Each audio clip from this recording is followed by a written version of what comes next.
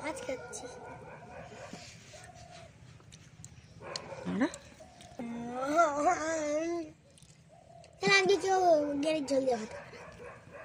নমস্কার বন্ধুরা, মৌমিতাই আমি কিচেন অ্যান্ড ব্লগে তোমাদের অনেক স্বাগত। আমি আজকে চলে এসেছি আবার একটা নতুন রেসিপি নিয়ে। এখনও আমি রেসিপির কাছে বসিনি বন্ধুরা। আজকে একটা স্বাস্থ্যকর হেলদি একটা রেসিপি বানাবো। আজকে আমি বানাবো লাউ শাকের ঝোল। আর গ্রামে এসেছি, গ্রামের বাড়িতে আমাদের নিজেদের লাউ শাক হয়েছে, অনেক সুন্দর সুন্দর লাউ শাক।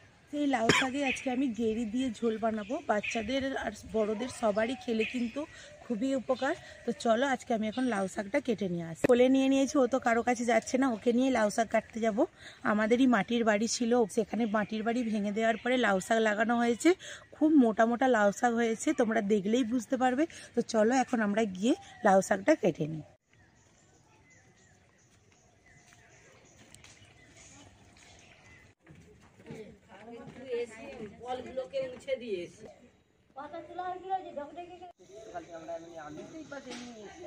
কত সুন্দর লাউ শাক।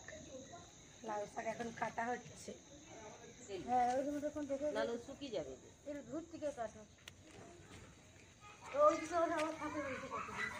ওদিকের গুলো থাকে, হ্যাঁ দেখে একটু দূর থেকে কেটে নিন, একটু দূর থেকে কেটে নিলে দেখো না একটু একটু করে কাট, আর একটু দূর থেকে কাট।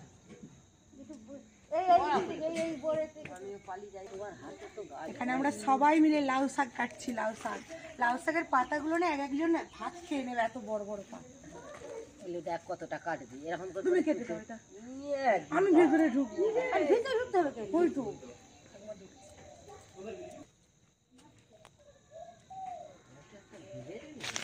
আমরা সবাই মিলে লাউ শাক কাটা হয়ে গেছে। চচ্চড়ি খায়, চচ্চড়ি খাবে ঠাকুমা লাউ শাকের। ঝোল খাবেন নি আমাদের বউ। লাউ শাকের চচ্চড়িটা খেতে ভালো লাগে। পাতা তুলে এখন গেঁড়ি বাছা হচ্ছে। এখান থেকে এখন গেঁড়ি তুলে নেব।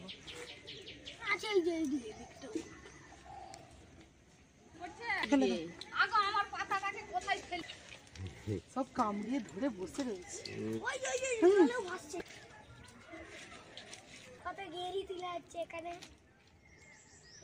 গেঁড়ি লাউ শাকের ঝোল খাবো।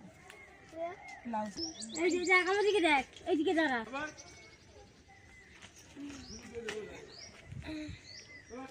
কতগুলো আছে এখানটায় থাক।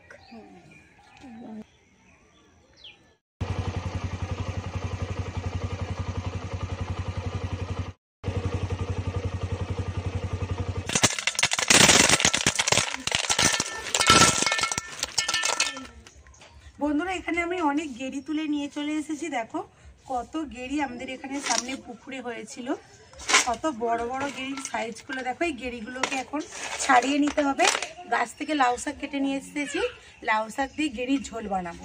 পুরো রেসিপিটা দেখবে, আশা করি ভালো লাগে। লাউ শাকের মধ্যে এখনো অনেক কিছু সবজি পড়বে, যেমন আলু, বেগুন, তারপরে গাজর, এই সব কিছু দিয়ে ঝোলটা বানাবো। বাচ্চাদের খেলে খুবই উপকার।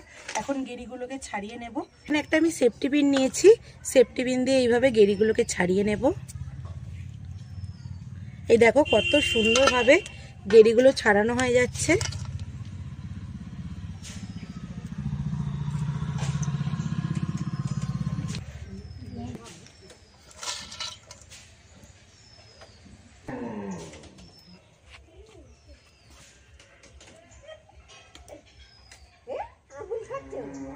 বন্ধুরা এখানে আমি সব কিছু রেডি করে নিয়েছি। এখানে আমার গেঁড়িগুলো ছাড়িয়ে ভালো করে পরিষ্কার করে ধুয়ে নিয়েছি। আর যে বাড়ি থেকে যে লাউ শাক আমি কেটে নিয়ে এসেছিলাম, এখানে লাউ শাক, আলু, সিম, গাজর, বেগুন আমি কেটে ভালো করে ধুয়ে নিয়েছি। উনুনটাও ধরিয়ে দিয়েছি। এখন আমি কড়া বসিয়ে দেব। বন্ধুরা এখানে আমি কড়া বসিয়ে দিয়েছি, আর কড়া গরম হয়ে গেছে। কড়ার মধ্যে আমি দিয়ে দেব একটু সাদা তেল। বন্ধুরা তেলের মধ্যে আমি অল্প একটু লবণ দিয়ে দেব, আর দেব অল্প একটু হলুদ। হলুদ আর লবণ দিয়ে ভালো করে কড়াটাকে এইভাবে চাড়িয়ে নেব। ধুয়ে পরিষ্কার করে রাখা গেঁড়িটাকে আমি কড়ার মধ্যে দিয়ে দেব।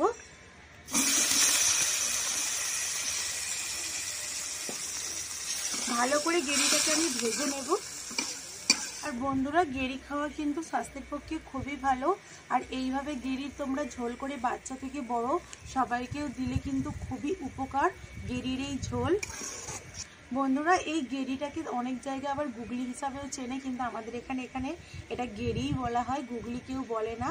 আর তোমরা তো জানো অনির হার্ট সার্জারি হয়েছে, এই সব জিনিসগুলো ঝোল করে খাওয়ালে ওর খুবই উপকার হবে। সেই জন্য আমরা দেশের বাড়িতে এসেছি, আমাদের সামনে পুকুরে অনেক গেরি থাকে। তোমরা তো দেখলে আমাদের সব পাতা ওখানে ডুবানো থাকে, আমাদের পাড়ার সবাই এইভাবে পাতা ফেলে রাখে, এইভাবে তুলে তুলে ওরা বাচ্চা থেকে বড় সবাইকেই বাড়িতে এখানে ঝোল করে দেওয়া হয়। সেখান থেকে আমি আজকে পাতা তুলে নিয়েছিলাম, তোমরা তো পুরো দেখলে পাতা থেকে কিভাবে গেরিগুলো ছাড়িয়ে আমরা নিয়ে আসলাম বাড়িতে।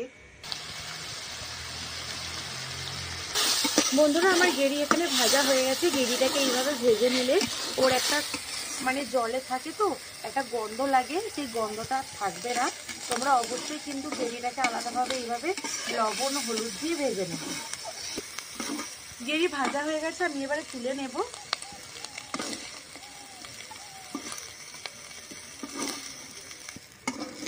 তেল দিয়ে দেব পরিমাণ মতো, আমি এখানে তেল দিয়ে দিয়েছি।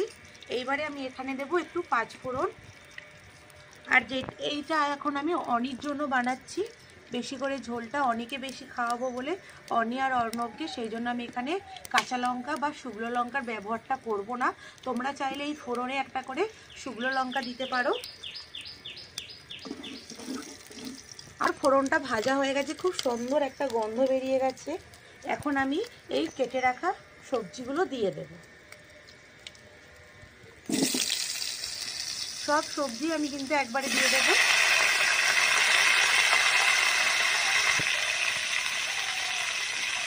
আর তোমরা এই ঝোলের মধ্যে আরও সবজি দিতে পারো, যেমন কাঁচকলা, পেঁপে।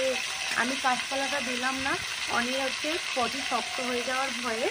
তোমরা চাইলে কাঁচকলা, পেঁপে এগুলোও দিতে পারো, তাহলেও ঝোলটা খেতে খুবই সুন্দর লাগবে। সবজির ওপর থেকে আমি একটু লবণ ছড়িয়ে দেব,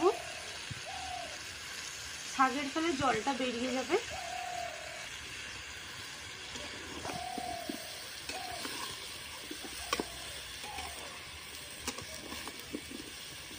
লবণটা দিয়েছি, এখন একটু চাপা দিয়ে রাখবো, তাহলে সবজিগুলো হাফ সেদ্ধ হয়ে যাবে।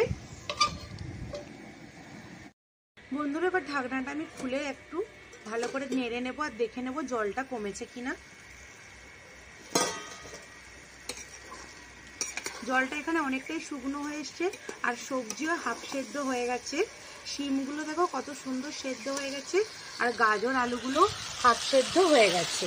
বেগুন তো একদম নরম হয়ে গলে গেছে। যেহেতু আমি বললাম আজকে স্বাস্থ্যকর একটা বাচ্চাদের খুবই সিম্পলভাবে বানাবো, সেই জন্য এর মধ্যে আমি বেশি কিছু মশলা দেবো না। সামান্য একটু আদা, জিরে আর একটু অল্প একটু সর্ষে দেবো, এই একদম হালকা মশলা। আমি বেশি কিন্তু মশলা দিয়ে আজকের ঝোলটা বানাবো না। দেবো অল্প একটু আদা আর অল্প একটু জিরে। আদা আর জিরেটাকে আমি ভালো করে এই সবজির মধ্যে কষিয়ে নেব, যাতে কাঁচা গন্ধটা চলে যায়। বন্ধুরা আদা জিরেটা আমার ভালো করে ভাজা হয়ে গেছে, আর একটু আমি সর্ষে বাটা নিয়েছি, এটাও একটু হালকা করে ভেজে নেব। বেশি ভাজলে সর্ষেটা আবার তেতো হয়ে যেতে পারে। এবার আমি দিয়ে দেব হলুদ গুঁড়ো। হলুদ গুঁড়োটা দিয়েও আবারও ভালো করে আমি এইভাবে কষিয়ে নেব, হলুদের কাঁচা গন্ধটা যাতে চলে যায়। বাচ্চার একটা উপকারী স্বাস্থ্যকর ঝোলটা বানাচ্ছি, সেই জন্য একদম সিম্পলভাবে বানাচ্ছি। অল্প ঝাল মশলার একদম অল্প আমি তেল দিয়েছিলাম, তোমরা নিজেরা দেখেছিলে। শীতের সময় গেরির কিন্তু অনেক রেসিপি হয়, যেমন পালং শাকের সাথে গেরি রান্না করলে সেটাও কিন্তু খুবই খেতে ভালো লাগে। তোমরা যদি এই রেসিপিটা দেখতে চাও আমাকে অবশ্যই কমেন্ট করে জানাবে, গেরি দিয়ে পালং শাক রান্না। আমি তাহলে এই রেসিপিটাও তোমাদেরকে করে দেখাবো, কারণ এখন আমি গ্রামের বাড়িতে রয়েছি, এখানে কিন্তু গেরি টেরিগুলো আমি সবই পাবো। পালং শাক এখন সবজি আমাদের বাড়িতেই সব চাষ হয়, পাশে সব বাড়িতে, সেখান থেকে আমি তুলে নিয়ে এসে এই গেরি তুলে তোমাদেরকে রেসিপিগুলো করে দেখাবো। তোমরা তার জন্য অবশ্যই কিন্তু আমাকে কমেন্ট করে জানাবে তোমরা দেখতে চাও কি না। আমার এখানে সব মশলাগুলো দিয়ে ভালো করে কষানো হয়ে গেছে, এখন ভেজে রাখা গেরিগুলো আমি দিয়ে দেব। গেরিগুলো দিয়েও আমি ভালো করে আরেকটু এরকমভাবে কষিয়ে নেব।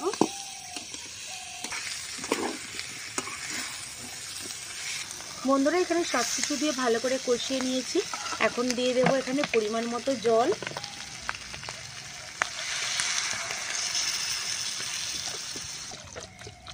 এখানে আমি পরিমাণ মতো জল দিয়ে দিয়েছি। এখন আবার চাপা দিয়ে রেখে দেবো, রান্নাটা হোক, তারপরে তোমাদেরকে 5 মিনিট বাদে খুলে দেখাচ্ছি আমার তরকারিটা কেমন হয়েছে। এখন আমি চাপা দিয়ে দেবো। বন্ধুরা এখানে অনেক জন্য আমি ভাতও নিয়ে চলে এসেছি আর একটা মাছ ভাজা নিয়ে এসেছি। এবার তরকারিটা আমি খুলে দেখি ঢাকনাটা কতটা হয়েছে। এই দেখো কত সুন্দর ঝোলটা আমার ফুটে গেছে। বন্ধুরা এখানে আমি অনেকে নিয়ে আবারও বসে পড়েছি। এখানে আমার লাউ শাক আর গেরির ঝোল একদম রেডি হয়ে গেছে রেসিপিটা। এটা বাচ্চার দিকে খাওয়ালে খুবই ভালো। এখন আমি এটা নামিয়ে নেব, আমার রান্নাটা হয়ে গেছে। আর অনেকে খাওয়াবো বলে আমি এখানে ভাত আর মাছ ভাজাও নিয়ে চলে এসেছি। এখন ঝোলটা আমি নামিয়ে নেব, নামিয়ে নিচ্ছি। দেখো স্বাস্থ্যকর ঝোল কত সুন্দর হয়েছে, একদম পাতলাও নয় আর খুব ঘন মোটাও হয়নি ঝোলটা। গেরিগুলো কত সুন্দর বোঝা যাচ্ছে। এখন গাজর, আলু, লাউ শাকের পাতা আমি এখানে নিয়ে নেব অনেকে খাওয়ানোর জন্য। এখানে অর্ণব গেরি খাওয়ার জন্য বসে রয়েছে। ওর গেরি খুবই পছন্দের। আমায় শুধু বলছে ও মা আমাকে গেরি দাও, যা বাটি নিয়ে যা, তরকারি দেবো। এখানে সবজিটা দিয়ে আমি ভাত মাখিয়ে নিয়েছি, এখন অনেকে খাইয়ে দেব। বাড়িতে এই লাউ শাকের গেরি দিয়ে ঝোল সবাই খুবই পছন্দ করে। আর এখনো অনিরও পছন্দের এই খাবারটা হয়ে গেছে। আর অর্ণবের তো গেরি একদম একদম ফেভারিট। তোরা আমার এই রেসিপিটা কেমন হয়েছে অবশ্যই কমেন্ট করে জানাবে। নতুন নতুন তোমাদের কি কি রেসিপি পছন্দ সেগুলো আমাকে কমেন্ট করে জানাবে। অনেকে এখন খাইয়ে নি। বন্ধুরা রেসিপিটা আমি এখানেই শেষ করছি। শেষ করার আগে বলছি আমার এই রেসিপিটা ভালো লাগলে অবশ্যই লাইক করে আমার চ্যানেলটা সাবস্ক্রাইব করে আমার পাশে থাকবে। আর যেই সব বন্ধুরা নতুন দেখছো আমার চ্যানেলটা এখনো সাবস্ক্রাইব করোনি তাদেরকে প্লিজ আমার চ্যানেলটা তাড়াতাড়ি সাবস্ক্রাইব করে দাও। আর যারা ফেসবুক থেকে দেখছো পেজটা ফলো করে আমার পাশে থাকবে। আর দেখা হবে নতুন কোনো রেসিপি নিয়ে। ততক্ষণে টাটা।